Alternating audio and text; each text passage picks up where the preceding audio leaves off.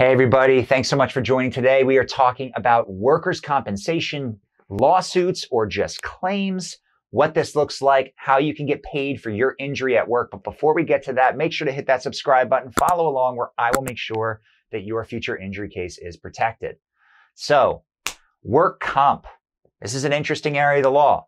You got hurt on the job, but you are not being paid fairly by your employer. What do you do?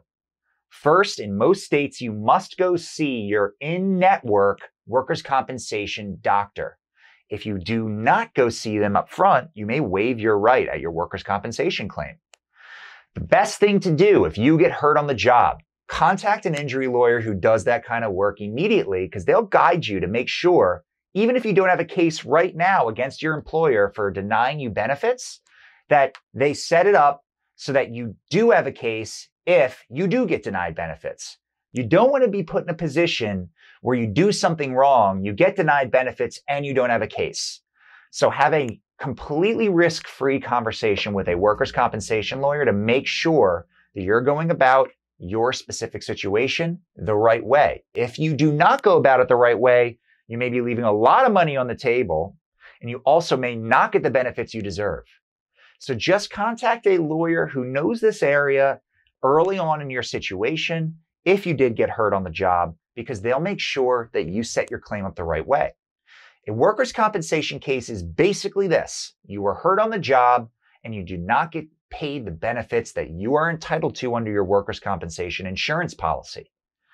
Employers, I want to get rid of a few just completely misunderstood parts of workers' compensation. Number one, if your employer retaliates against you and fires you for bringing a workers' compensation case, guess what? They may have two cases against them. One for workers' compensation, two for wrongful termination. Number two, workers' compensation cases don't have much value. There actually is a serious value potential depending on how hurt you are and depending on what you have been denied. Number three, you can't have a workers' compensation case and a personal injury case. That's wrong. Imagine being a UPS delivery driver and you get rear-ended by another driver.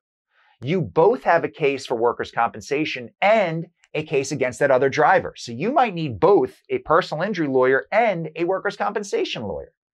So there are a few misconceptions that people tend to have about this area of the law that I hope that these few things did clear up. The most important thing about this video, make sure to contact a lawyer. They have your best interest in mind, whereas your employer may be trying to save a buck on insurance. Know that you have lawyers out there that work for you for free until you get paid and will answer your questions honestly, because sometimes your supervisor may not answer your questions honestly. Lastly, and most important, if you do get hurt, the most important thing to do, notify your supervisor immediately and have them fill out a report that you get a copy of. If you do not do that, you do not notify your supervisor that you were hurt, you're only hurting yourself.